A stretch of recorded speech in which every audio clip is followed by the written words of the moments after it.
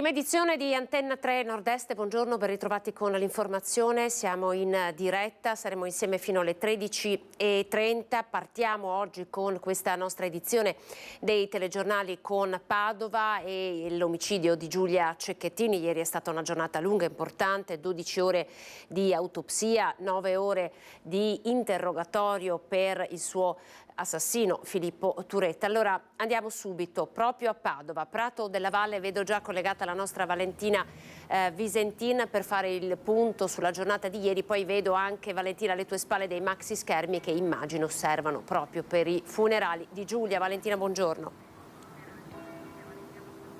Sì, buongiorno, siamo sul sagrato della Basilica di Santa Giustina, la conferma per la data dei funerali martedì 5 dicembre, lo vedete alle mie spalle, il primo dei due maxi schermi che sono già stati installati per consentire a chi non potrà entrare nella Basilica, che già lo ricordiamo può contenere oltre 4.000 persone, quindi sarà obbligato a rimanere all'esterno. Un maxi schermo è quello che vedete alle mie spalle posizionato sul sagrato di Santa Giustina, il secondo, quello che adesso vi sta per inquadrare Cristian Roque Allende, lo vedete posizionato invece in Prato della Valle, perché ovviamente ci si aspetta un così grande numero di persone, oltre 10.000, tanto da dover consentire anche a chi arriverà in Prato della Valle di poter partecipare anche dall'esterno ai funerali di Giulia Cecchettin. È prevista, tra le altre cose, in discrezione di qualche ora, che potrebbe esserci la partecipazione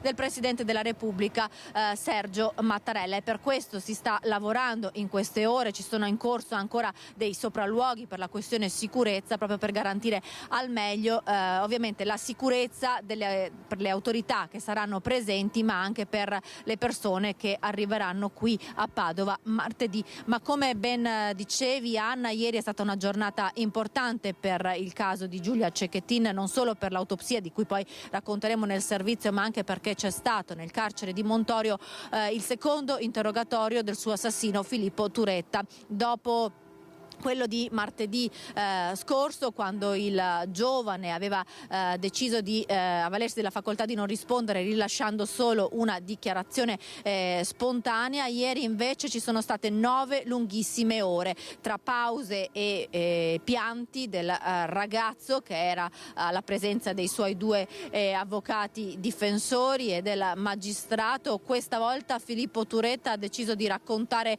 la sua verità, cercando di ricostruire quel maledetto sabato 11 novembre, 9 ore, sappiamo solo di una frase del ragazzo che ha detto non so cosa mi è scattato qualcosa, ho perso la testa. Queste insomma le parole di Filippo Turetta nel carcere di Montorio, davanti ai suoi avvocati, davanti al magistrato. L'interrogatorio è iniziato alle 11 di mattina, esattamente 2 ore dopo che era iniziata a Padova invece l'autopsia di Giulia Cecchettin, e forse questo ha dato il tempo anche a chi lo stava interrogando di poter contestare eventuali sue dichiarazioni con le prime informazioni che intanto emergevano dal lunghissimo esame autoptico sul corpo di Giulia. Un esame durato ben 12 ore, si è concluso in tarda serata. Io vi restituisco la linea e vi lascio con il servizio in cui si ricostruisce quanto è emerso dall'autopsia sul corpo di Giulia Cecchettin. Da Padova è tutto, restituisco la linea allo studio. Giulia Cecchettin è morta dissanguata, fatale una coltellata tra collo e testa nella parte sinistra che ha reciso le arterie basilari, provocando uno shock emorragico. Il decesso della 22enne intorno alle 23:50 dopo la seconda aggressione, quella avvenuta nella zona industriale di Fossò l'11 di novembre, ripresa dalle telecamere di uno stabilimento. L'autopsia sul corpo di Giulia, durata per tutta la giornata di ieri all'Istituto di Medicina Legale di Padova, ha permesso di chiarire e ricostruire gli ultimi istanti di vita vita della studentessa. Giulia è stata colpita da almeno una ventina di fendenti, tutti nella parte alta tra collo e testa, alcune ferite più profonde delle altre, 2 almeno quelle fatali. Quando l'auto di Filippo Turetta scompare dalle telecamere della zona industriale di Fossò, Giulia Cecchettin è dunque già morta. La ragazza ha subito 2 aggressioni, la prima nel parcheggio di Vigonovo, a pochi metri da casa, la seconda pochi minuti dopo verso le 23:40 a Fossò.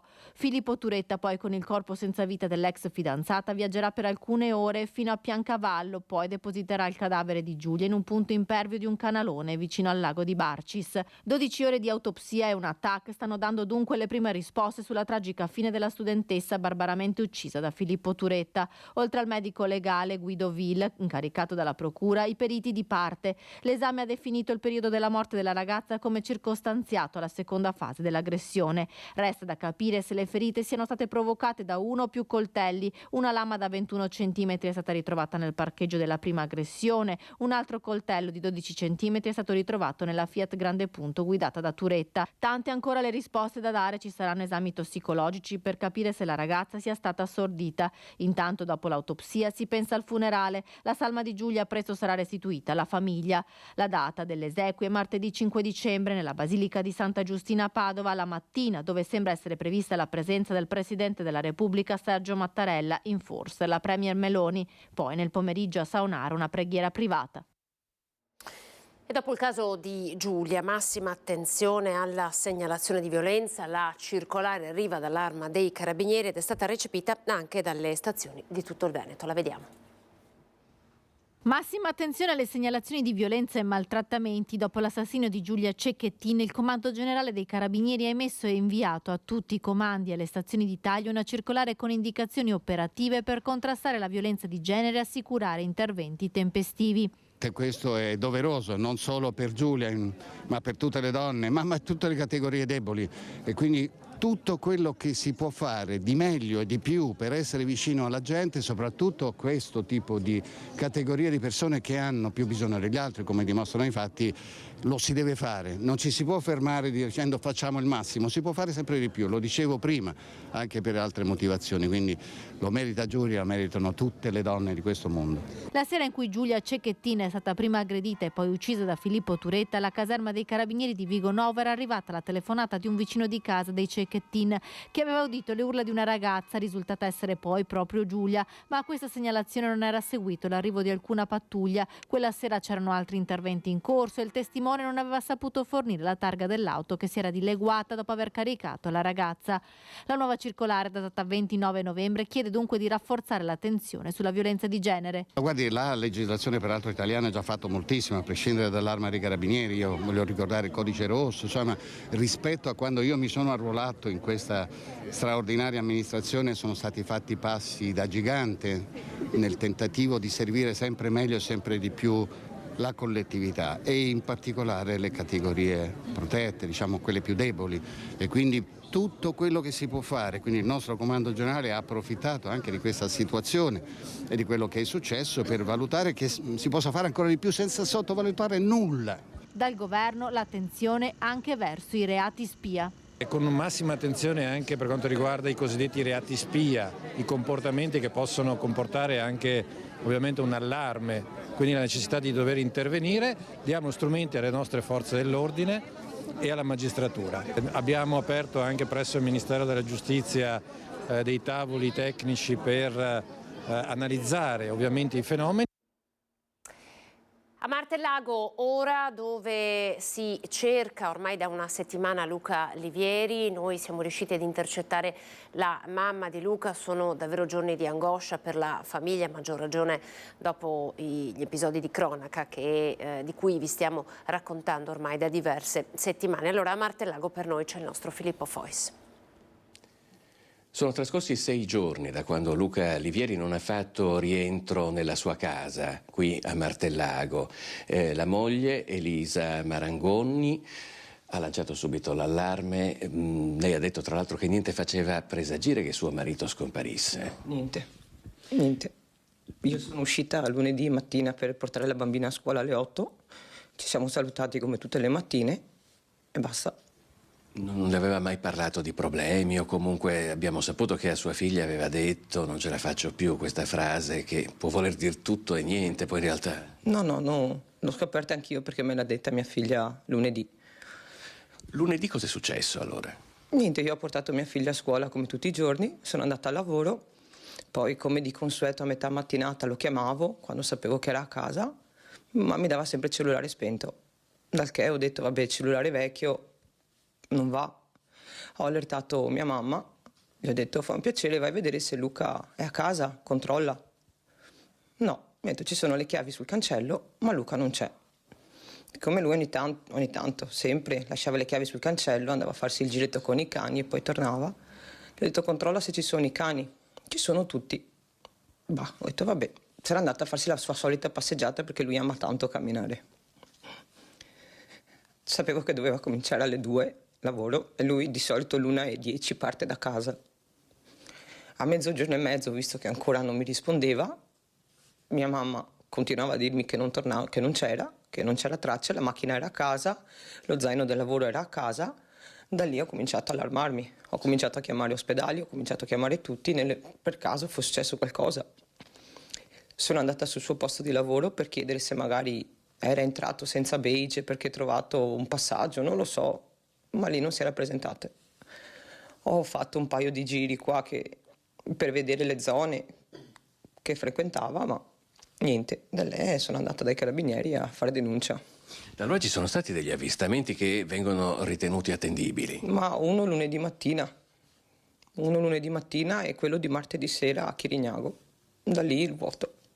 Mi parlava però anche di avvistamenti a Mestre. Lunedì, sempre intorno a mezzogiorno, hanno detto di averlo visto a Piazzale Cialdini, a Mestre, però lì non ci sono telecamere, perciò può essere tutto come niente. Questa ragazza è certa che era lui, anche perché non passa inosservato, insomma è alto, è robusto, perciò... Ce lo descrive un istante. È 1,94, alto, magro, capelli rasati, barba incolta perché non se l'era fatta, andamento ondeggiante. Come vestito? Come era vestito perlomeno quando è uscito di casa? Aveva i pantaloni neri e la tuta dell'Adidas, la felpa con la scritta grande Adidas, il giubbotto blu acceso con l'interno arancione fluo e un cappello di quelli lunghi dietro mimetici, verde e grigio. Io presumo che lei da 6 giorni si stia domandando perché, dove si trovi suo marito, che risposte sei riuscita a darsene, ha raggiunto, ha ottenuto? Nessuna. Avevamo una famiglia normale, lavoro, casa, figli, una routine normalissima. Non c'era niente che mi dava da pensare che potesse fare un gesto del genere.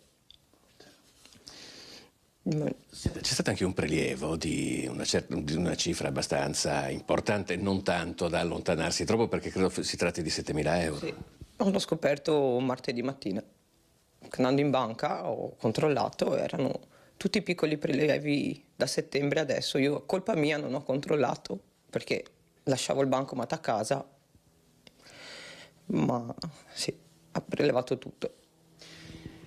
Che cosa si sente di dire ai nostri telespettatori? Niente, solo di aiutarmi a cercarlo. Non mi interessa sapere cosa è successo. Tutto si risolve, cioè, ho una famiglia che la mia, quella da parte sua, unita, perciò si risolve tutto. Però qualsiasi possa essere l'aiuto, un avvistamento, qualsiasi cosa di aiutarmi a portarlo a casa, perché i suoi figli chiedono di lui. Quanti anni hanno i ragazzi? Samuele ha 15 anni e l'Alessia ha 11. Avvisare subito i carabinieri, quindi? Sì, esatto, non chiamate me perché ci sono state e mi chiamano me per avvisare, no, chiamate il 112, qualsiasi cosa chiamate il 112. Noi naturalmente rinnoviamo anche dai nostri microfoni questo appello, ringraziamo intanto Elisa, se vedete Luca Livieri chiamate i carabinieri, noi naturalmente continueremo a starvi a fianco e a seguire questa vicenda. Grazie. Davvero grazie anche alle forze dell'ordine che stanno veramente lavorando stamattina alla protezione civile. Davvero grazie a tutti. Grazie. Filippo Fois da Martellago, grazie Filippo. E poi con una persona scomparsa andiamo a Castelfranco, sonore di angoscia per la famiglia di Diego Perocco, a 60 anni, consulente finanziario che si è allontanato ieri dal luogo del lavoro e non è più tornato a casa. Perocco è alto 1,75, corporatura magra, carnagione chiara, capelli corti, castano scuro, occhi verdi. È privo di tatuaggi e segni o cicatrici. Al momento dell'allontanamento indossava una camicia azzurra, un maglione marrone chiaro, pantalone marrone e giubbotto blu.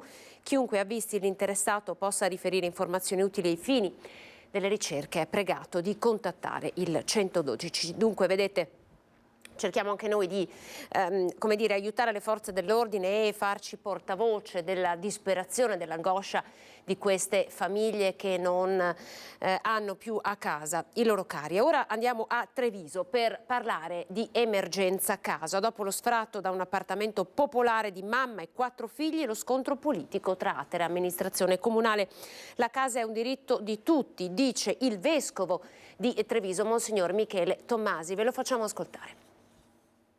Di quella casa che era così in pericolo e in difficoltà per la famiglia di Nazareth, quella casa che è un diritto di tutti. Anche il vescovo di Treviso entra nel dibattito rovente in questi giorni sul problema dell'emergenza abitativa in città. Cita la capanna di Betlemme a margine dell'inaugurazione del presepe dei Vigili del Fuoco, Monsignor Tommasi, ribadendo il concetto: la casa è un diritto di tutti. E mentre molti parroci della diocesi si stanno impegnando in prima persona per trovare delle soluzioni alle famiglie in difficoltà, il vescovo lancia l'appello a tutta la società a fare rete e ad impegnarsi per un nuovo patto sociale. I singoli casi vanno affrontati e vanno visti con la chiarezza necessaria, secondo le leggi e secondo però la solidarietà che tutti noi dobbiamo dare. La nostra collettività tutta insieme ha le risorse per affrontare le questioni, dobbiamo attivarle insieme, dobbiamo aprirci e forse dobbiamo cercare insieme le ragioni di una rinnovata fiducia per un patto sociale che sia veramente a beneficio di tutti. La cronaca ci porta a Vicenza, spintoni e morsi a dei poliziotti, un uomo è stato arrestato, vediamo.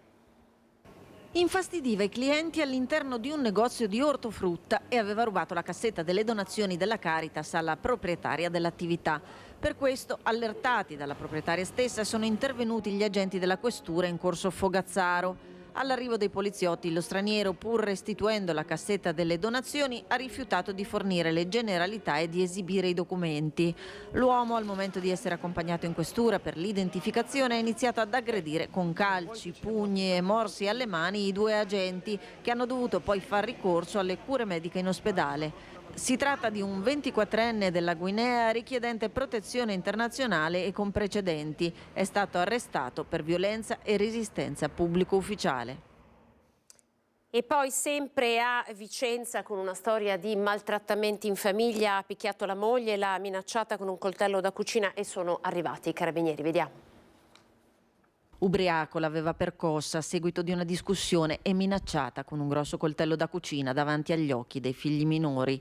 Alcuni condomini, allarmati dalle urla, hanno chiamato i carabinieri di Vicenza. Intervenuti nell'abitazione, hanno arrestato in flagranza il marito di 43 anni di nazionalità rumena, che anche davanti ai militari ha continuato ad inveire e minacciare la moglie. L'uomo avrebbe già avuto comportamenti violenti fra le mura domestiche, tanto che recentemente era già stato sottoposto a misure coercitive personali per aggressioni alla compagna. È stato portato alla casa circondariale di Vicenza a disposizione.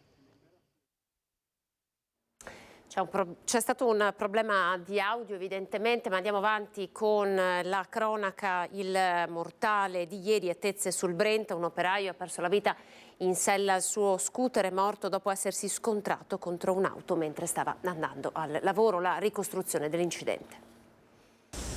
Stava andando al lavoro in sella al suo scooter quando si è scontrato contro un'auto e per lui non c'è stato scampo. L'ennesima vittima delle strade questo venerdì mattina attorno alle 7 in territorio comunale di Tezze sul Brenta. A perdere la vita un operaio di 36 anni di origine moldava residente nel Bassanese. Stava procedendo lungo Viale Brenta sul ponte della Vittoria che collega Friola a Tezze in direzione est, quando per causa al vaglio dei carabinieri intervenuti per i rilievi, non si esclude l'asfalto bagnato dalla pioggia, ha impattato contro una BMW che proveniva dall'opposto senso di marcia, al cui volante si trovava un uomo che vive nel Padovano. Un urto tremendo. Il 36enne è stato sbalzato dal motociclo, è piombato sull'asfalto andando a sbattere violentemente il capo a terra sul cordolo del marciapiedi che fiancheggia la carreggiata.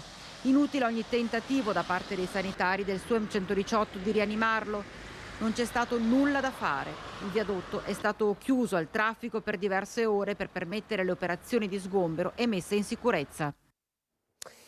Restiamo nel Vicentino, siamo a Lonigo. Il ciclista Davide Rebellin, investito e ucciso mentre si stava allenando da un camionista ad un anno dalla tragedia. Il sindaco di Lonigo, Giacomello, dopo aver dedicato al campione una pista ciclabile, pensa ad omaggiarne la memoria con un grande evento che si ripeta ogni anno. Vediamo. 30 novembre 2022 è passato un anno dalla tragedia, quando il campione di ciclismo Davide Rebellin venne travolto e ucciso da un ter nei pressi di una rotatoria a Montebello Vicentino, vicenda che scosse la comunità di Lonigo, dove abita la famiglia del campione, comunità che ancora una volta intende rendergli omaggio. Noi qui a Lonigo le abbiamo dedicato una pista ciclabile con un nuovo ponte che attraversa il fiume Guà, in modo che il ricordo di Davide non venga mai cancellato dal tempo. Ed è stata una manifestazione molto sentita e partecipata da tutta la popolazione. E stiamo anche pensando di organizzare un evento ricorrente ogni anno con le nostre associazioni ciclistiche, perché la città di Lonigo non dimentica i concittadini che hanno partecipato a scrivere la sua storia. Un anno di dolore acuito dalle complesse fasi del procedimento penale e da tutte le vicende legate all'estradizione del camionista attualmente detenuto in carcere a Vicenza. Fasi che hanno portato recentemente alla richiesta da parte dei legali di Wolfgang Rieck, accusato di aver travolto e ucciso con il suo tir Davide Rebellin per poi fuggire, di patteggiamento per 2 anni e 11 mesi di reclusione. La procura aveva disposto per il 24 novembre l'udienza per il giudizio immediato con l'accusa di reato di omicidio stradale con l'aggravante della fuga. Vista la proposta presentata dalla difesa, è stata fissata un'altra udienza per il 7 dicembre per la valutazione dell'ammissibilità dell'istanza e della congruità della pena proposta. La cronaca ci porta ora nel Padovano, minaccia gli automobilisti brandendo una mannaia. Questo è quanto accaduto ad Abano Terme, comune termale, ieri a metà pomeriggio. In mano brandiva una mannaia con una lama di 20 centimetri. Nello zaino aveva anche un coltello con una lama di 12 centimetri. Attimi di paura per gli automobilisti che ieri pomeriggio transitavano lungo via Flacco ad Abano Terme, che si sono trovati davanti un uomo che camminava a piedi con la mannaia in mano. Numerose le chiamate di soccorso arrivate ai carabinieri, che sono giunti sul posto e hanno fermato l'uomo, che ha anche tentato di fuggire. Accompagnato in caserma, è stato identificato. Si tratta di un 59enne residente a Montegrotto, arrestato con l'accusa di porto abusivo di armi e oggetti atti ad offendere, oltre a resistenza a pubblico ufficiale. Siamo all'indagine della Guardia di Finanza di Treviso, un'assicuratrice denunciata per truffa aggravata dopo aver speso per fini personali i 98.000 euro che le erano stati affidati da un cliente per un investimento. La donna, tra l'altro, non avrebbe nemmeno potuto proporre l'investimento in quanto non iscritta all'albo dei promotori finanziari. Agente assicurativa presso una nota compagnia ha approfittato della fiducia di uno storico cliente per farsi consegnare 98.000 euro proponendo un investimento ad alto rendimento, il 15% in appena 4 mesi. Il presunto investimento in 2 tranche da 50.000 e 48.000 euro altro non era, secondo quanto accertato dalla Guardia di Finanza, che una truffa. Vittima un dirigente d'azienda trevigiano truffato dell'intero importo dalla donna, ora denunciata. Per riuscire a raggirare il cliente, l'agente ha messo in atto una serie di stratagemmi. Intanto ha ottenuto il bonifico della somma direttamente sul suo conto corrente. Inoltre ha redatto una sorta di accordo scritto che ha indotto il suo storico cliente a fidarsi.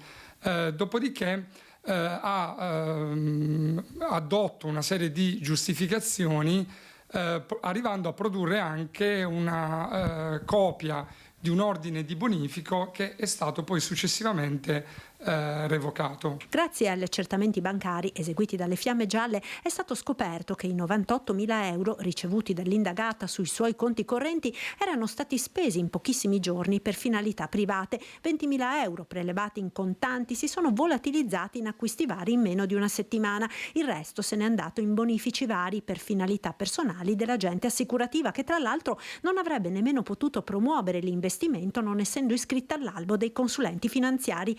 La Procura ha disposto la chiusura delle indagini, atto che anticipa la richiesta di rinvio a giudizio. La donna è stata denunciata per truffa aggravata e rischia una reclusione fino a 5 anni.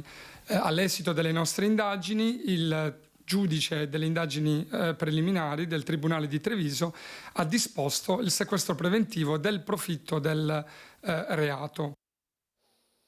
Siamo nel veneziano ora con gli atti vandalici negli elevatori appena installati da Insula nel rione Pertini. Insula corre ai ripari e installa nuove chiavi elettroniche, augurandosi che atti simili non si ripetano più.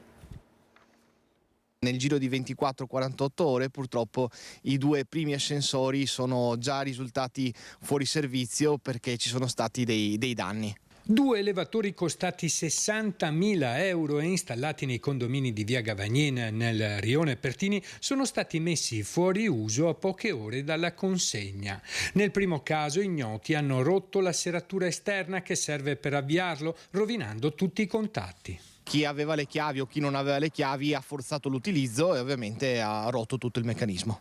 Questo ascensore è stato già riparato, i tecnici sono intervenuti nella giornata odierna, stiamo però cercando di migliorare il sistema perché verranno sostituite le chiavi con dei tag elettronici che saranno di più facile utilizzo per tutti. L'altro ascensore non è ancora utilizzabile? No, l'altro ascensore non è ancora utilizzabile perché i danni sono maggiori. Andiamo a vedere cosa hanno fatto. Sì.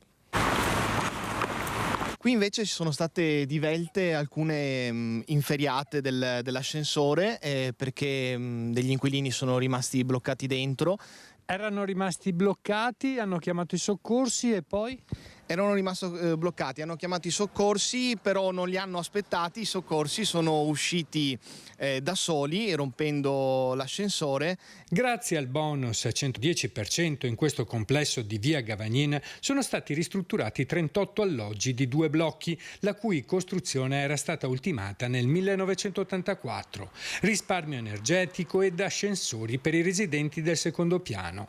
In questa occasione la ditta installatrice si è resa disponibile nel sistemare i danni nell'impianto senza ulteriori costi né per Insula né per gli inquilini che li utilizzano. È ovvio che in futuro non potrà essere sempre così. Nuove chiavette elettroniche e corsi sull'utilizzo del montacarichi. Ci si augura che questi atti vandalici non riaccadano più. Ed ora andiamo nel Padovano a Cadoneghe perché non si placano le polemiche attorno alle 58.000 multe, lo ricorderete, elevate dal famoso autovelox killer. Il sindaco ne ha annunciato l'annullamento invitando alla firma di un modulo, ma le associazioni dei consumatori sono insorte. Il modulo fatto così non serve a nulla. Vediamo. Se l'amministrazione ha deciso di annullare le multe come le dichiarazioni pubbliche che ha fatto il sindaco, riteniamo che il sindaco debba portare la questione in consiglio comunale, emettono una delibera in cui si fa l'annullamento in autotutela di tutte le multe. Non è possibile chiedere al multato di fare una richiesta di annullamento spiegando le motivazioni. Le motivazioni le ha già spiegate il sindaco, ha detto che gli impianti sono stati attivati in maniera illegittima e quindi non capiamo questo comportamento, questo atteggiamento. Doveva essere messa la parola fine alla dolorosa vicenda delle 58.000 68.000 multe scattate dai 2 Velox installati lungo la strada 307 del Santo a Cadoneghe, spenti da agosto.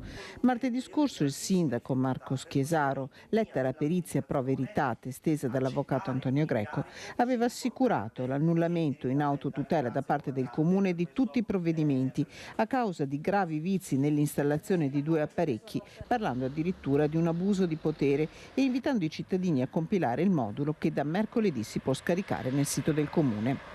Contro quel modulo sono insorte le associazioni dei consumatori che invitano i cittadini a non firmarlo e fanno una precisa richiesta al sindaco Schiesaro. Il sindaco deve disporre l'annullamento in autotutela, come si prevede in questi casi e come prevede la legge.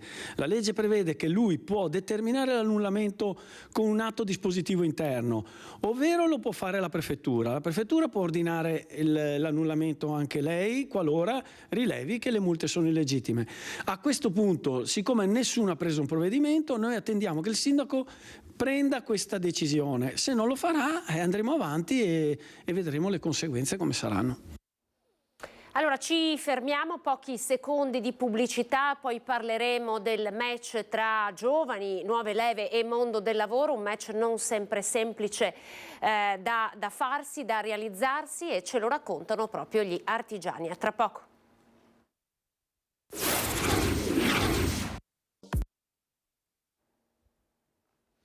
Eccoci ben ritrovati, prima edizione di Antenna 3 Nord-Est. Andiamo avanti con il nostro telegiornale. Come annunciato apriamo una parentesi dedicata ai temi del mondo del lavoro e lo facciamo con diversi professionisti che a vario titolo operano nel settore del lavoro. Partiamo con Angelo Boccato. Buongiorno Angelo, psicologo del lavoro, orientatore. Buongiorno. Buongiorno.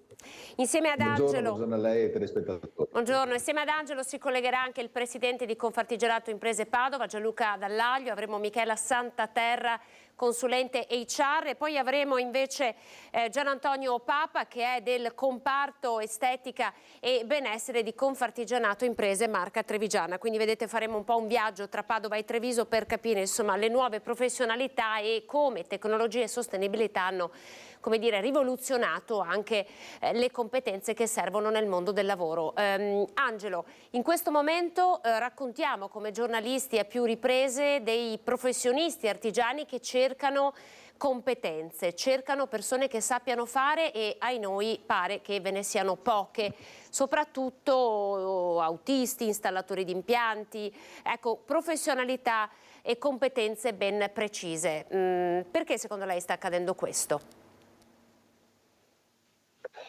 Beh, innanzitutto perché sono professionalità che stanno evolvendo moltissimo, quindi servono molte più competenze, più capacità rispetto ad un tempo, e su questo devo dire che le aziende stanno facendo molto in termini di formazione per portare a conoscenza che sono le richieste, che è un buon segnale. Dall'altra parte c'è magari appunto ancora, lo dico anche e soprattutto per le fasce giovani, ancora un po' il timore di approcciarsi a queste professioni che, ribadisco, stanno innovando moltissimo. Le competenze che oggi richiede il mondo del lavoro sono competenze trasversali, più complesse, forse evidentemente rispetto a quelle che una volta si richiedevano, no? Per l'accesso al mondo del lavoro. Senza dubbio, sulle tecniche non entro nel merito, ma comunque le due parole chiave sono tecnologia e informatica in primis. Sulle competenze trasversali, ecco, fino a un po' di anni fa si diceva la persona deve essere attenta, pronta a relazionarsi, di buon umore, saper lavorare in squadra. Adesso c'è proprio una professionalità, sono delle competenze richieste, e queste competenze si possono sviluppare attraverso la formazione. Ormai è fondamentale che la persona all'interno di un contesto aziendale sappia appunto essere empatica, abbia ottime capacità legate alla proattività, all'innovazione. Sono dimensioni psicologiche che tutti noi abbiamo, ma che qualcuno di noi, se vuole e se può, le sviluppa e le potenzia. Questo ormai è una condizione da parte del vedo io quando faccio ricerca e selezione del personale.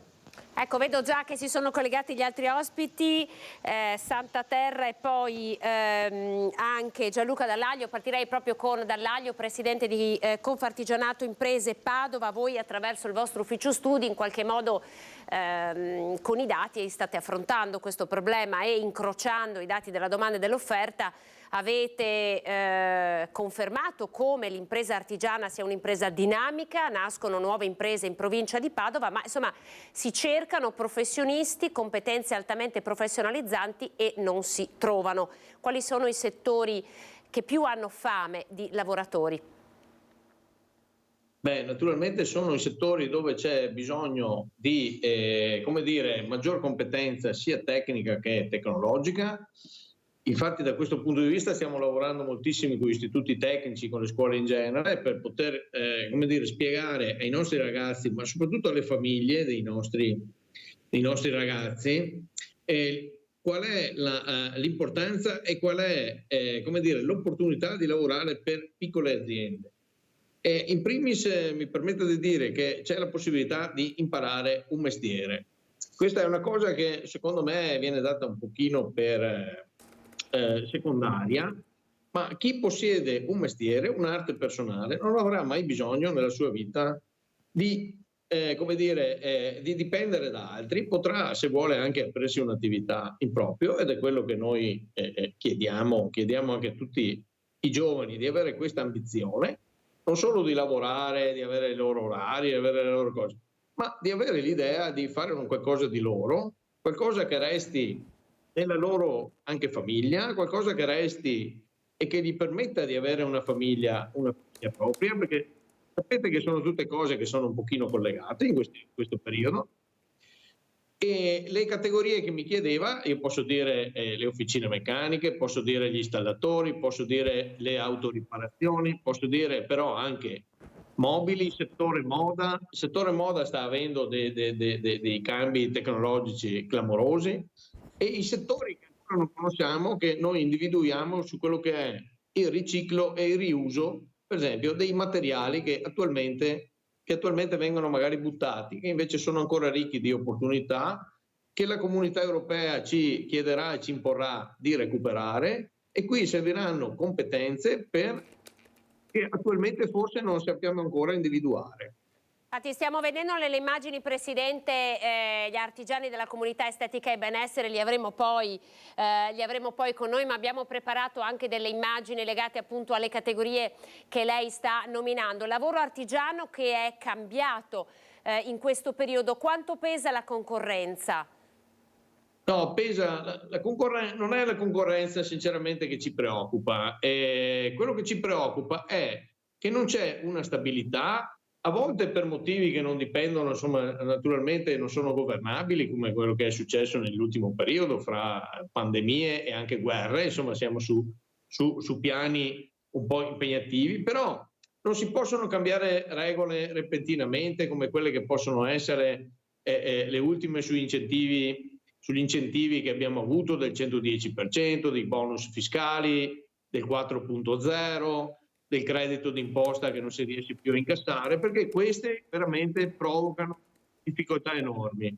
La nostra vera concorrenza è appunto il lavoro nero, che ecco, voglio dire, noi combattiamo con tutte le nostre forze. Il vero problema che abbiamo è le persone che non hanno la competenza e non si affidano anche a associazioni di categoria per migliorarsi. Queste sono veramente le problematiche che ci sono nel mondo e nel nostro mondo artigiano. Ecco, questa è la vera concorrenza. E poi gli artigiani non hanno paura del mercato, anzi lo affrontano sempre con spirito battagliero, non si fanno abbattere, trovano sempre delle soluzioni, perché questo è proprio il loro spirito. Senta, gli artigiani dunque, come diceva lei, sono diventati anche formatori, ma c'è, come dire, un approccio alla scelta nella quale rientrano anche le famiglie che in qualche modo devono orientare le scelte dei loro ragazzi. Allora, su questo tornerei un attimo da Angelo e poi saluto Michela Santaterra che si è collegata. Qual è il ruolo delle famiglie, Angelo, in questa scelta e quanta distanza, se di distanza possiamo parlare, possiamo chiedere alle famiglie di riuscire a tenere, no, tra i propri figli e le aspettative che hanno nei loro confronti? Il ruolo delle famiglie è assolutamente fondamentale, soprattutto rispetto al fatto di poter dare informazioni, idee ai ragazzi. Parliamo di orientamento al lavoro e quindi ai lavori e a questi lavori che, come diceva prima il Presidente, stanno sempre più diventando complessi e articolati. Bene, l'insegnante ha un ruolo, il gruppo dei padri ha un altro ruolo, i genitori hanno un ruolo fondamentale proprio per motivarli, affiancarli, supportarli. Sicuramente non devono avere un ruolo in realtà invece di distrazione rispetto al tipo di lavoro, e quindi magari avendo non informazioni, pensando che quel tipo di lavoro non c'è più, da quello non si guadagna, dei stereotipi in realtà assolutamente sbagliati. Ecco, invece all'opposto affiancarli e motivarli a cercare, a scoprire, io lo dico sempre, devono essere un po' curiosi i ragazzi e le ragazze, lo dico nel senso più nobile, proprio nel capire dove sta evolvendo il lavoro. Di sicuro i genitori non devono spingere i ragazzi a fare quello che hanno fatto loro per motivi di vissuto proprio, perché potrebbe essere assolutamente rischioso e sbagliata come scelta. Secondo lei funziona l'orientamento così come è immaginato e strutturato qui in Veneto? Sta iniziando a funzionare, non è solo legato alle metodologie che vengono applicate, ma è proprio, come si diceva un po' prima, legato proprio alla cultura dell'orientamento. Ribadisco, devo capire, conoscere, scoprire, mappare, definire e quindi poi a un certo punto, in un'analisi critica, scegliere. Ecco, però questo, e tra l'altro non è da fare una volta solamente, è da fare proprio per i prossimi anni. Ecco perché si parlava anche della formazione continua, capire, scoprire e innovare continuamente. Michela Santaterra, sono da lei, consulente HR, ma le sembra che i giovani che si presentano a colloqui di lavoro abbiano oggi le idee chiare, cioè sappiano poi quale reale lavoro andranno a fare quando si presentano per una candidatura? No, solitamente purtroppo arrivano con le idee ancora piuttosto confuse e alla domanda che lavoro cerchi rispondono non lo so. Questo significa che non arrivano abbastanza preparati, al di là della scelta poi scolastica e del percorso che decidono di fare. Molto spesso, come diceva Angelo prima, vengono influenzati da stereotipi, da luoghi comuni, da una narrazione che non è più attuale, e quindi rischiano di avere le idee molto, molto confuse, e quando arrivano a contatto con le aziende non hanno ancora deciso cosa vorrebbero fare o cosa gli interessa fare. Ecco, quando noi vediamo, no, magari delle candidature, delle proposte di lavoro, possiamo però anche dire che spesso sono molto confuse, si chiede a queste persone di saper fare tante cose. È questo oggi che cercano le aziende? Sì, allora le aziende da questo punto di vista stanno un po' migliorando. Qualche anno fa a chi faceva selezione chiedevano l'extraterrestre, lo chiamavamo noi, perché cercavano determinate competenze. Adesso stanno capendo che è più importante trovare attitudini nelle persone, meglio ancora se ci sono le competenze, ma come dicevamo prima, soprattutto gli artigiani sono molto orientati alla formazione, ad affiancare i giovani per riuscire a formarli. Quindi da un lato i candidati devono imparare a cercare lavoro, ma dall'altro lato anche le aziende devono imparare a porsi in maniera corretta e attiva. Torno dal Presidente Dallaglio per un passaggio. Allora, prima abbiamo un po' parlato della concorrenza, abbiamo parlato anche di come stanno cambiando i nuovi scenari, anche alla luce insomma del post-Covid e dei rincari ad esempio sui prezzi dell'energia che stiamo ormai raccontando da diversi mesi. Ma la tecnologia come sta impattando sul lavoro artigiano? No, attenzione, per esempio l'autoriparatore che magari non è direttamente interessato dall'aumento dei costi di energia, perché non sono aziende energivore,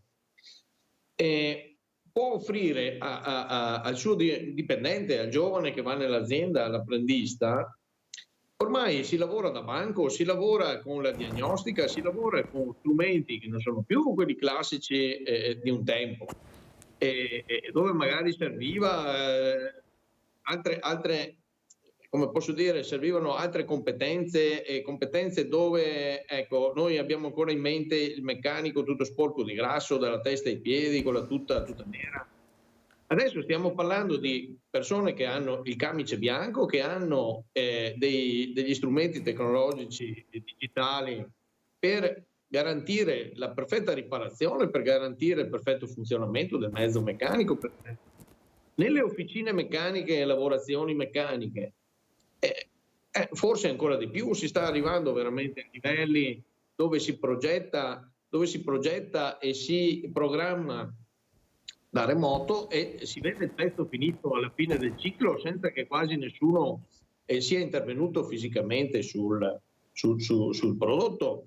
E idem sugli installatori. Gli installatori devono avere competenze elevatissime su quelli che sono i prodotti che installano, devono dare garanzie. Cioè, secondo me è veramente è un lavoro che sta diventando molto gratificante anche dal punto di vista di chi cerca la tecnologia, di chi cerca il miglioramento, di chi cerca la prestazione. Ma sono competenze, Presidente, che lei sta intercettando nelle nuove leve?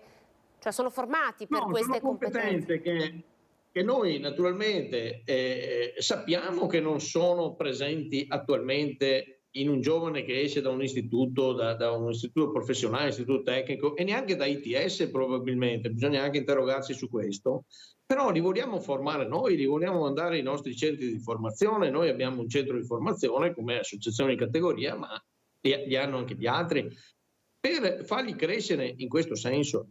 Perché abbiamo capito, stiamo andando verso tutto un tipo di economia green, dove stiamo cercando centinaia di migliaia di profili, si stanno cercando, non esiste praticamente nulla, se ne stanno occupando adesso all'università, ma il mercato in sé ha già superato queste esigenze, perché è già attivo in questo modo di operare. A questo proposito la blocco, ma torno subito da lei. Volevo fare un passaggio con Michela Santaterra. Queste competenze green appunto sono presenti nei candidati che lei vede, che voi vedete?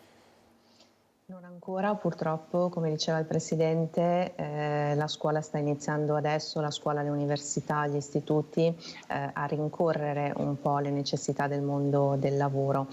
Ormai anche il mercato del lavoro cambia velocemente, molto velocemente, non è più come in passato e quindi dobbiamo accelerare anche le competenze che diamo a questi giovani in modo che arrivino un po' più preparati. Altrimenti diventa tutto a carico dell'azienda e quindi il percorso formativo è più impegnativo in termini di costi, di tempo, ma anche è più impegnativo dalla parte del lavoratore, perché il rischio che si corre è che magari le persone si demotivino perché serve molto tempo per imparare una professione non avendo le basi già acquisite. Su questo tema vorrei fare un passaggio anche con Angelo Boccato, che è psicologo del lavoro, perché insomma di green da Greta Thunberg in poi stiamo parlando tanto e riconosciamo nel nuovo corso green tanta passione dei ragazzi, ma questa passione che stiamo vedendo, i ragazzi che si riversano sulle strade per avere un mondo migliore, la lotta ai cambiamenti climatici, poi di fatto come dire, impegna i giovani anche nelle loro scelte lavorative, cioè lei li vede, li percepisce coinvolti anche, come dire, professionalmente e non solo ideologicamente? Hanno bisogno di cultura della sostenibilità, devono capire come declinarla, come applicarla e come formarsi per essere sostenibili, passatemi il termine. Capiscono e hanno ormai abbastanza interiorizzato l'importanza del tema, dell'argomento, e devono declinarlo nel mondo del lavoro. Io però sottolineo quello che diceva il Presidente prima, la formazione che le aziende offrono per andare a compensare in questo forte cambiamento, questa impennata di evoluzione del mondo del lavoro nei confronti dei giovani. Questo secondo me è importantissimo che i ragazzi lo sappiano e lo capiscano, perché uno lavora, ma il lavoro non da solo, importantissimo, stare insieme ad altre persone, vedere realizzati i propri sogni, ma il lavoro è anche cultura e oggi più che mai le aziende proprio puntano a questo, anche sul tema della sostenibilità. Presidente Dallaglio, un ultimo passaggio lo vorrei fare con lei, perché oggi anche nel mondo artigiano, anche a livello veneto, stiamo parlando molto del passaggio generazionale, no? Di tante, insomma, gli artigiani sono anche aziende di piccole dimensioni, magari con pochi addetti, in cui c'è una grande famiglia che ha portato avanti un know-how importante. Ecco, c'è un problema di passaggio generazionale secondo lei per queste maestrie? Guardi, il passaggio generazionale c'è da quando anch'io ho, come dire, ereditato assieme alla mia famiglia, abbiamo fatto il passaggio generazionale da mio padre a noi. E c'era già un problema che poteva essere dalla burocrazia proprio alle competenze, alle garanzie bancarie, voglio essere anche, come dire, terra a terra, perché molte volte si parla di tante cose, poi è una questione magari molto più banale che interrompe certe transazioni. Il problema qui è proprio di mentalità, è un passaggio generazionale che stiamo facendo, come dire, adesso mi voglio sostituire a professori eccetera, ma è tutta la società che sta facendo un passaggio generazionale, perché stiamo veramente, sono situazioni un po' epocali che stiamo affrontando, sia tecnologicamente sia dal punto di vista sociale. Prima si accennava di famiglia, di lavorare in squadra, di lavorare in equipe. Molti dei nostri artigiani lasciano o lasceranno la loro azienda ai loro dipendenti. Cercheranno che sia il loro dipendente magari un po' più bravino, oppure che si facciano una società i dipendenti per portare avanti la loro attività, che così con tanta passione, con tanta dedizione hanno portato magari al successo. Non succede come sta succedendo in altre categorie che vengono considerate magari più importanti e dove le famiglie cercano di spingere magari i loro figli a lavorare, che al primo fondo straniero che si presenta vendono l'attività, chiudono tutto e non gli importa di quale sarà il destino dell'azienda che magari era stata creata dal nonno e non neanche dal padre. E le stiamo vedendo continuamente, e in Veneto per esempio sta diventando un problema enorme. Un artigiano non delocalizzerà mai la sua azienda, non andrà a lavorare chissà dove, non venderà a qualche fondo americano o canadese la sua arte e le sue capacità.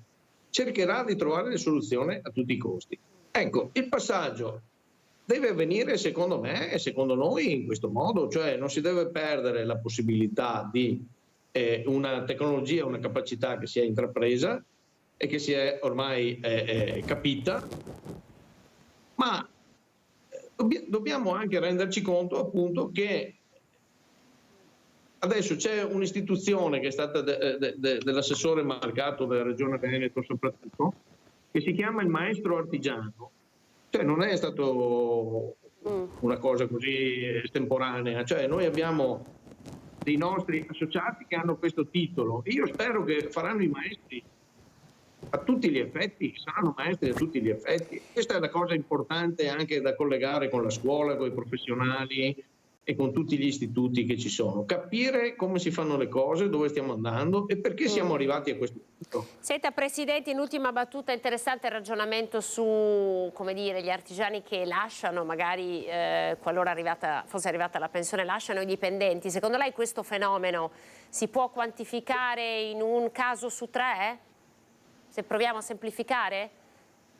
Io credo che rischiamo che sia superiore la necessità. Il calo demografico e le famiglie che non hanno figli riguardano anche le famiglie degli artigiani naturalmente, e dunque molti artigiani non hanno proprio fisicamente un erede, e questa è una cosa che stiamo vedendo, ripeto quello che dicevo prima, è un problema sociale e dunque la soluzione è non chiudere l'attività ma riuscire a trasmetterla magari ai propri dipendenti. Grazie Presidente. Gianluca Dallaglio, Presidente Confartigianato Imprese Padova, poi Angelo Boccato, psicologo del lavoro, Michela Santaterra, HR Consultant. Grazie per essere stati con noi in questa bella pagina dedicata insomma, al match, no? Tra domanda e offerta del mondo del lavoro e i prossimi sviluppi futuri. Grazie per essere stati in nostra compagnia e arrivederci. Grazie a lei. Grazie. A voi. Arrivederci, e tra poco con Gian Antonio Papa per la categoria benessere Confartigianato Imprese Marca Trevigiana, ma prima ci fermiamo per pochi secondi di pubblicità.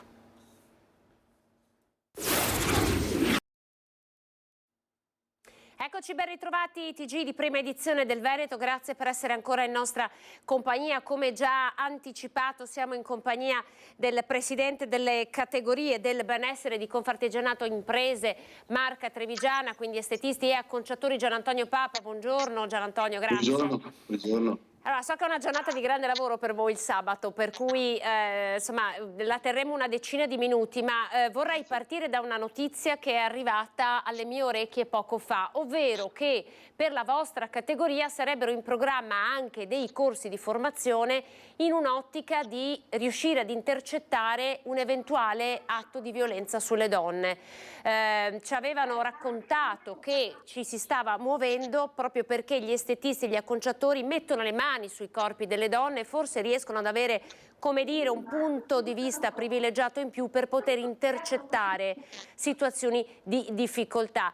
Ci dice se è un aspetto fattibile che coinvolge anche la categoria vostra del Veneto?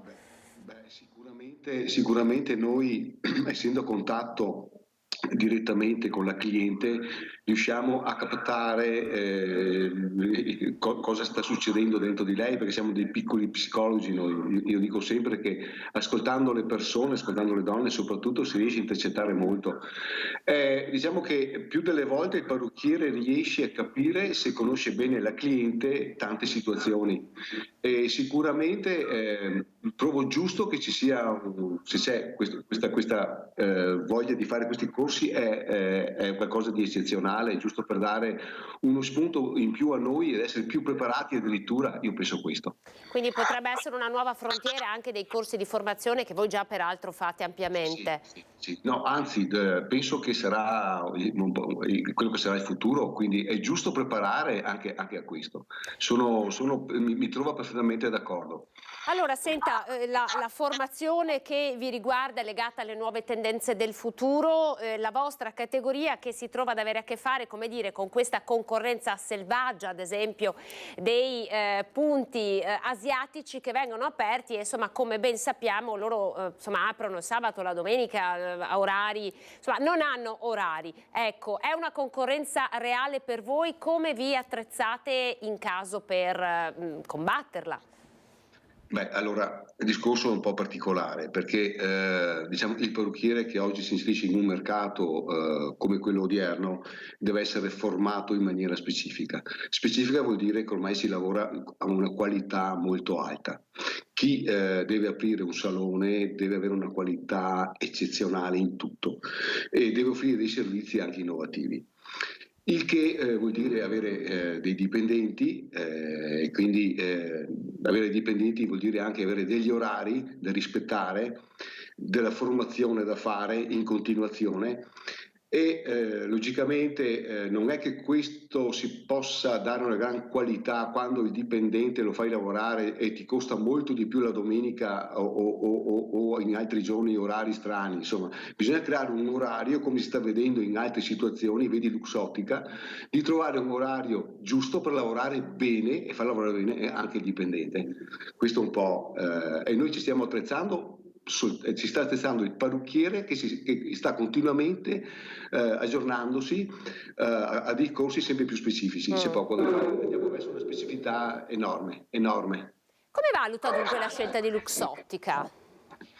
Per me la trovo molto valida e penso che sarà questo un po' il futuro un po' di tutte le aziende. Logicamente non è applicabile in tutti i settori magari, però sono convinto che porterà molta innovazione a tutti. È un'idea molto bella e ho sentito per esempio i dipendenti che dicono sarebbe eccezionale lavorare meno e riuscire a portare a casa il stesso stipendio, logicamente ma essendo più produttivi. No, si può fare secondo me, non è detto che non si possa fare. Senta, prima poco fa abbiamo parlato del match tra domanda ed offerta. Dal punto di vista dell'offerta, nuovi giovani che si affacciano al mondo dell'estetica e dell'acconciatura, come siete messi?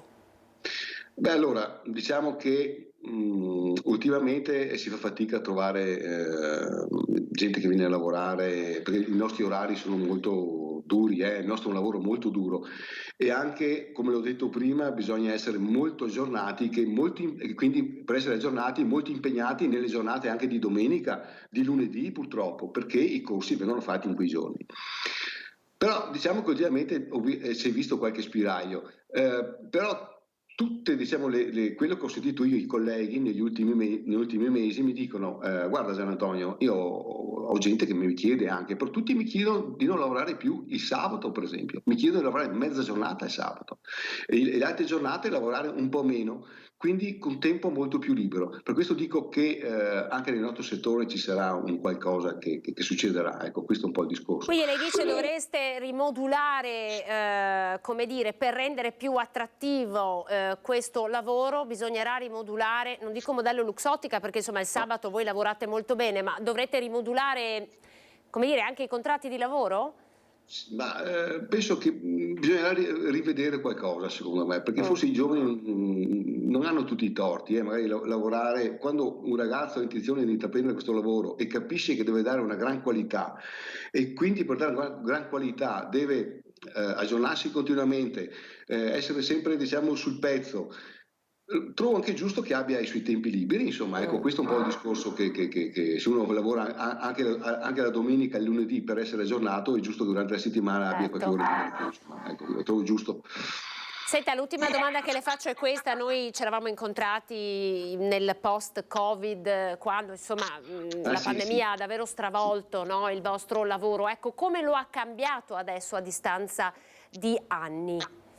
Beh, allora è cambiato moltissimo, diciamo che la realtà è cambiata molto perché sono scomparsi dei servizi completamente, è cambiato il modo di approccio verso la gente viene in maniera anche diversa, nel senso che viene in salone con meno frequenza, sono spariti dei servizi che prima magari per qualche salone erano anche che portavano, diciamo, benessere, portavano, diciamo, una certa, sono spariti completamente, o più che spariti sono ridotti, perché magari se il cliente prima arrivava 2 volte alla settimana, adesso la vedi se no ogni 15 giorni per fare quel tipo di servizio. E un po' tutto si è allungato, diciamo, anche se però quando la cliente ritorna vuole magari anche spendere anche di più, diciamo, però con un servizio di alta qualità. Questa è la realtà. Quindi meno frequenza, più qualità, possiamo dire così? Sì, nel nostro caso sì, nel nostro caso sì. Grazie Presidente per essere stato con noi. Grazie a lei. Grazie, buon lavoro. Buon lavoro, Grazie. arrivederci. Gian Antonio Papa, categoria benessere di Confartigianato Imprese, marca trevigiana. Noi adesso vi facciamo vedere il servizio realizzato dalla redazione di Treviso legata al bilancio dei Vigili del Fuoco. Un anno di interventi, un anno, voi sapete che il 4 di dicembre ricorre Santa Barbara, che è la protettrice della categoria dei pompieri. Allora andiamo insieme a vedere come è andata per loro quest'anno. Calano gli interventi per incendi ed incidenti stradali, crescono quelli per i danni provocati dalle ondate di maltempo che si sono abbattute la scorsa estate sulla provincia di Treviso. È lo specchio di quanto accaduto nella Marca negli ultimi 12 mesi il bilancio annuale dei Vigili del Fuoco, a pesare per oltre un quinto sui 6.847 interventi del 2023, quelli legati alle bufere di vento e grandine tra luglio e agosto. La maggior parte di questi interventi sono tutte coperture di fabbricati che sono stati scoperchiati a seguito di questa emergenza maltempo. Per quanto riguarda gli incendi, di rilievo gli interventi per spegnere i roghi divampati in 4 aziende. Mi riferisco all'incendio della Debiline, mi riferisco all'incendio della Chemistone, che è un'attività di deposito di prodotti chimici, e all'incendio della Chrysos, che è una fabbrica orafa. E quindi abbiamo avuto anche degli incendi molto complessi. Resta il nodo della carenza di organico. Abbiamo la carenza soprattutto nel personale qualificato di capisquadra e capireparto. Abbiamo una carenza che si attesta al 25%, ci mancano 26 unità su un totale di 108, quindi capite bene Dobbiamo lavorare con le risorse che abbiamo. Vi devo dire che questo non va assolutamente a inficiare il dispositivo di soccorso. Soccorso ai cittadini da parte dei vigili del fuoco durante ma anche fuori dal servizio, con 2 interventi eroici che hanno permesso di salvare la vita a 2 persone, quella di un anziano rimasto intrappolato da un incendio nel suo appartamento, salvato da Vittorino Liessi, e quello di una signora in arresto cardiaco rianimata fino all'arrivo dei sanitari da Stefano Zambrano. 2 interventi motivo di orgoglio per il comando e che rappresentano la vera missione dei vigili del fuoco: salvare vite umane. Vi posso garantire che le soddisfazioni del vigile del fuoco non è il riconoscimento economico, ma sono queste. Quelle quando qualcuno ti dà una pacca sulla spalla e ti dice grazie. Allora, rientrati in studio, vi presento l'ospite che ci ha raggiunto, Marco Zabai, consigliere comunale Partito Democratico Treviso. Marco, buongiorno. Buongiorno. Allora, grazie per averci raggiunto. Una serie di temi di cui vogliamo parlare. Voi di fatto siete all'opposizione, quindi insomma, potrei anche chiederti all'inizio un commento generale su questo sui primi atti, insomma, della nuova amministrazione di Treviso. Che cosa ci puoi raccontare come opposizione? Quello che noi assistiamo in realtà è il fatto che da una parte Mario Conte è stato eletto con un grande consenso, quindi ha una grande responsabilità che deve riuscire a portare avanti. Quello che noi vediamo è che in realtà le prime scelte che ha fatto sono state assolutamente contraddittorie rispetto a quelle che erano state le promesse in campagna elettorale. Primo atto che è stato avvallare l'aumento dei prezzi dei biglietti della MOM, per esempio.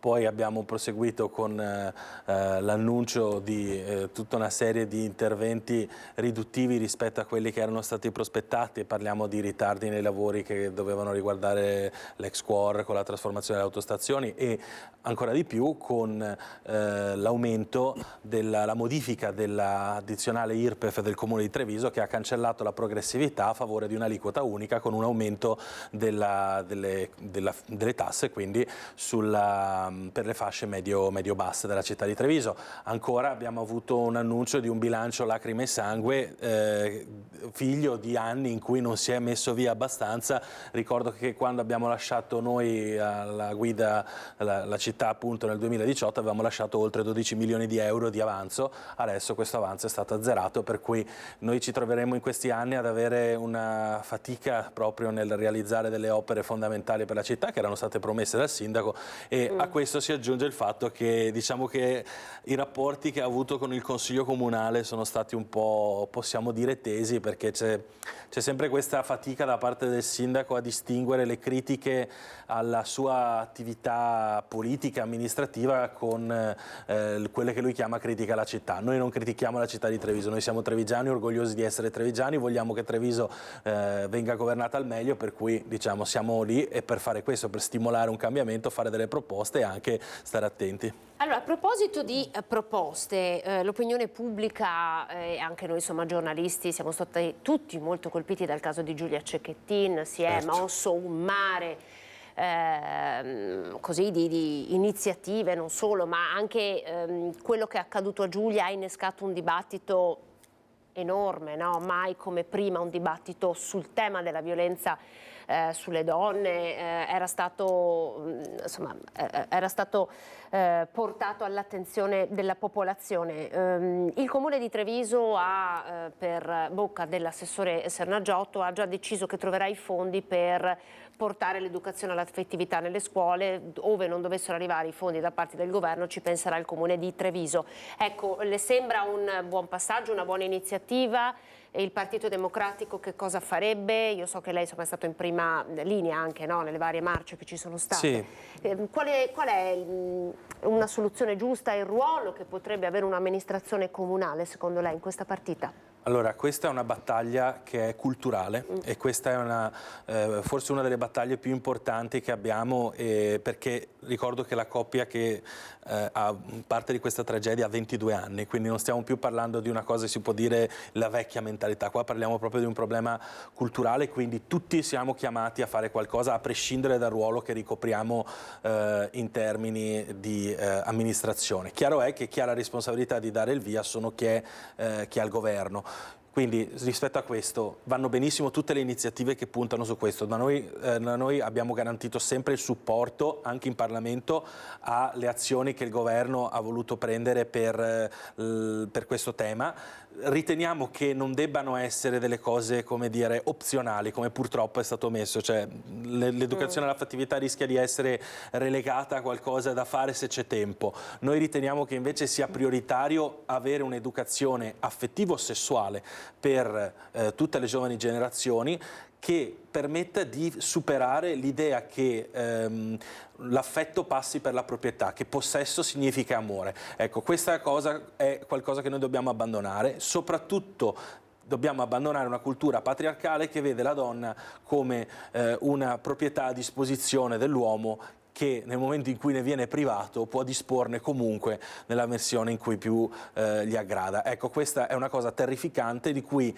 io sono rimasto molto colpito dalla risposta che c'è stata in particolar modo dai miei coetanei, da quelli più giovani di me rispetto a questa vicenda, perché ci fa capire, visto che si parla sempre dei giovani che non si attivano, che non ci sono, che non stanno attenti, io invece ho visto che proprio su questa questione che ci ha toccato proprio sulla pelle c'è stata una grande mobilitazione, quindi la fiducia è che ci sia una volontà di superare questa realtà, ma dobbiamo dare gli strumenti perché questa cosa possa diventare di carattere generale e ripeto, noi da parte nostra, anche all'opposizione, sia in città sia al governo, siamo pronti a dare tutto quello che noi potremo per fare questo. Lo dico perché anche in Consiglio Comunale c'è stata una totale unanimità di consensi rispetto alle azioni per combattere la violenza di genere. Siamo stati uniti in piazza domenica quando c'è stato su proposta delle donne dell'ULSS 2 eravamo tutti assieme, siamo stati tutti assieme nelle manifestazioni che ci sono susseguite, anche quella di Vigo Novo.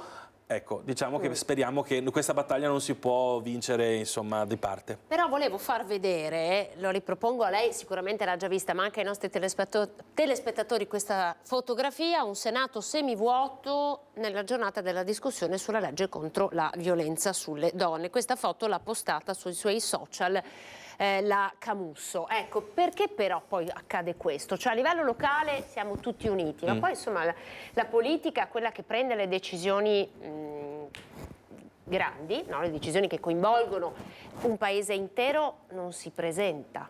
Questa è una cosa... La delusa un po' perché ci sono anche i vostri. Allora, adesso la Camusso è una senatrice del Partito Democratico, certo. Nel senso, quindi diciamo che poi io so che la rappresentanza del nostro territorio, almeno per il Partito Democratico, con l'onorevole Rachele Scarpa, è estremamente attiva, estremamente presente sul tema, anzi adesso ha ricevuto anche dalla segretaria nazionale la delega proprio su giovani e salute, che riguarda anche l'educazione sessuale e affettiva. Quindi io credo che certamente delude nel momento in cui le nostre istituzioni non si rendono conto della gravità e della urgenza di mostrarsi attenti e unite rispetto a questo. Io dal piccolo di consigliere comunale che sono ribadisco che quello che ho visto è un'altra storia, quindi ci tengo anche a spezzare una lancia a favore di una classe politica che non sempre dimostra di non avere questo tipo di attenzione. Invece c'è, io sono stato particolarmente colpito dall'ascoltare le mie colleghe, che è una cosa che noi facciamo troppo poco spesso, di come dire, di medesimarci e empatizzare non soltanto con l'idea del dare spazio politico alle donne, ma di ascoltarne la prospettiva, di ascoltarne l'esperienza. Io a girare per strada di notte a Treviso non ho mai avuto ansia.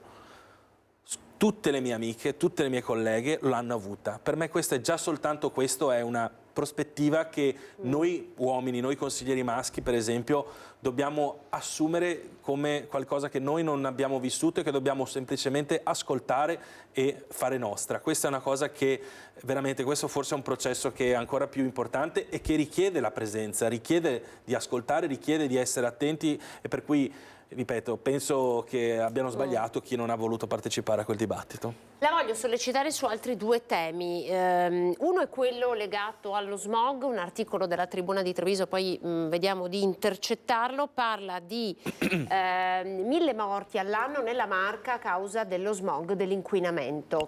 Si può fare qualcosa in più come assessorato all'ambiente? Beh, allora, chiaramente anche qui stiamo parlando di una questione che non segue i confini, l'area non segue i confini amministrativi di un comune, di una regione, però segue delle conformazioni morfologiche di un territorio. Se noi sappiamo che la pianura padana ha queste caratteristiche di essere, come dire, più fragile da un punto di vista del ricambio dell'aria, noi dovremmo assolutamente non contrastare, per esempio, le politiche dell'Unione Europea che spingono a darci degli obiettivi molto anche importanti, ma proprio perché si vuole salvaguardare queste vite. Quindi è bene che tutti si prendano le proprie responsabilità. Come Comune di Treviso io penso che non basti semplicemente fare delle politiche per la sostituzione delle caldaie, che va benissimo e tutto quanto, sicuramente c'è una grande parte di inquinamento che va da lì, ma noi abbiamo la questione di risolvere la mobilità. Noi abbiamo, questa è la cosa più grande, che soprattutto di rivedere l'auto come il mezzo di trasporto del futuro. Noi abbiamo purtroppo governato, cioè fatto costruire un territorio per cui se non ti muovi in macchina non ci puoi arrivare, e proprio questo deve essere lo sforzo invece di un'amministrazione che cambia le cose, ovvero di rafforzare quei mezzi di trasporto collettivi, elettrici, meno inquinanti, che invece permetterebbero di avere sicuramente un impatto. Diciamo che Treviso da questo punto di vista purtroppo non può vantarsi di fare del proprio meglio. Abbiamo un sistema di trasporto pubblico che è rimasto fermo a 30 anni fa praticamente, gli investimenti che sono stati fatti sui mezzi di trasporto elettrici sono troppo pochi, ma il problema lì è la linea, lì è il fatto che io devo spingere le persone a poterla utilizzare questo trasporto pubblico e non spingere l'auto come l'unica soluzione, quindi con i nuovi parcheggi come può essere Park Vittoria. Ecco, Park Vittoria l'ha lanciato lei, tra l'altro oggi c'è l'inaugurazione di un nuovo istituto di credito proprio lì in zona Park Vittoria. Quale destino per quell'area dal punto di vista dei parcheggi, dal punto di vista insomma della sua vivibilità?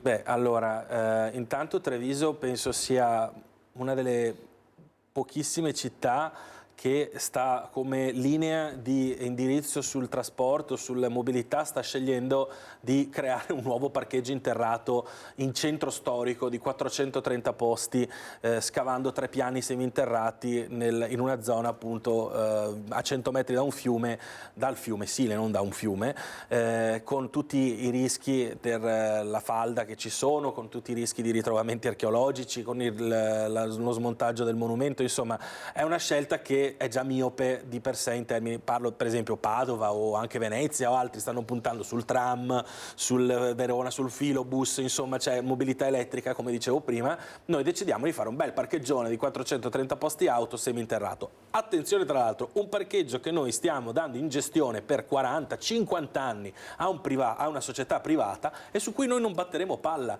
Cioè parliamo di un parcheggio che sarà il più costoso della città di Treviso, parliamo dai 3 euro l'ora. Non esistono parcheggi, non esistono stalli a Treviso che costano di più. Ripeto, 430 posti auto quando a 100 metri c'è il Metropark, che non è di gestione del comune, è di gestione di RFI, però sono anche lì 100 metri di distanza, 400 posti auto a 1,20 euro l'ora. Noi invece ne proponiamo 430 a 3 euro per 50 anni, andando a completamente snaturare una piazza, rendendola per chissà quanto tempo inagibile, con delle gravi conseguenze anche per i commercianti della zona, per andare a togliere 70 stalli di auto che potremo tranquillamente togliere per rafforzare invece un sistema di parcheggi fuori dalle mura del centro storico, con un investimento che ha anche 33 milioni di euro. Vuol dire che ogni posto auto di Park Vittoria ne costerà 80.000, cioè 33 milioni per 430 posti auto, 80.000 euro a posto auto. Con la stessa cifra potevamo fare 3 parcheggi multipiano al di fuori delle mura. Secondo lei è, come dire, c'è un tema di un parcheggio, di un progetto ereditato? Sì, certo, il problema è proprio quello, cioè noi abbiamo... Ma avrebbe potuto il sindaco Conte andare contro questo progetto? Allora, su questo io dico che bisognava fare un approfondimento legale, che non è stato fatto, cioè noi non c'è stata l'opzione di dire vediamo un'altra cosa, siamo andati dritti per la strada di confermare Park Vittoria. Perché questo? Perché noi siamo al paradosso che questo progetto non è più un progetto a servizio della città, è la città a servizio del progetto e noi siamo costretti da una penale a dare una soluzione. Tuttavia, non è, secondo me, bisognava avere il coraggio, e lo dico anche, probabilmente lo dovevano avere anche le amministrazioni precedenti, avere il coraggio di prendere in mano la cosa e vedere se poteva essere stralciato, perché noi con la andando dritti per questa strada, ripeto, ci andiamo a consegnare per 40-50 anni le mani di un privato senza poter battere palla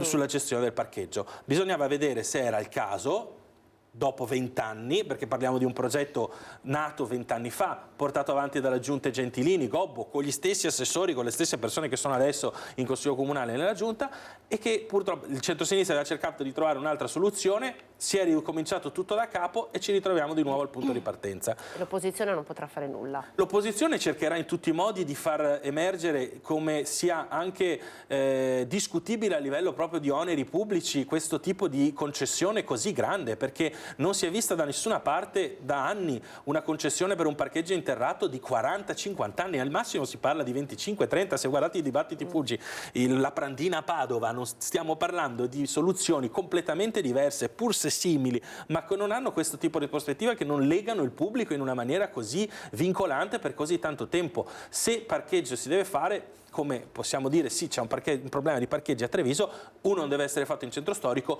due non deve essere fatto con un sistema che vincola l'amministrazione ai desiderata di un privato che, ripeto, a suo discolpa può dire che lui non ha mai cercato di cambiare le cose, è sempre stato un rimpallamento delle amministrazioni. Bisognerebbe avere il coraggio di mettere un punto, e il punto che ha scelto l'amministrazione è quello di confermare questo progetto mastodontico, che sicuramente non sarà il futuro, quello che serve al futuro di Treviso. Grazie Marco Zabai per essere stato con noi. Partito Democratico all'opposizione in Consiglio Comunale a Treviso, grazie a voi per averci seguito in questa nostra prima edizione. Siamo alle previsioni del tempo, dopo di noi il film White Christmas, Bianco Natale, quindi davvero buona visione a tutti. Arrivederci.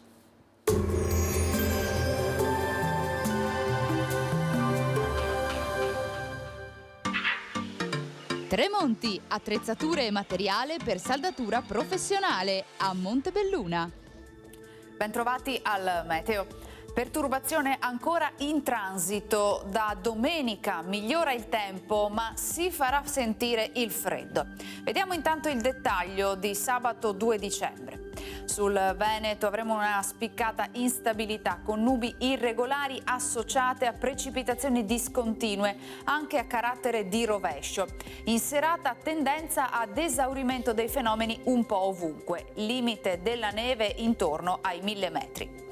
Vediamo le temperature, che saranno sostanzialmente stazionarie, minime tra 3 e 6 gradi, massime in calo tra 10 e 13 gradi all'incirca. Spostiamoci ora sul Friuli Venezia Giulia. Anche qui non mancheranno le piogge un po' dappertutto, localmente intense, nevicate abbondanti fino a fondovalle sulle Alpi. Temperature minime tra 5 e 7 gradi, massime sui 12-15 gradi. Infine diamo uno sguardo alla situazione del Trentino Alto Adige. Avremo precipitazioni specie al mattino e venti in intensificazione. Temperature minime tra 1 e 3 gradi, massime sui 9-11 all'incirca. Dal meteo di Antena 3 per ora è tutto, grazie per l'attenzione, arrivederci.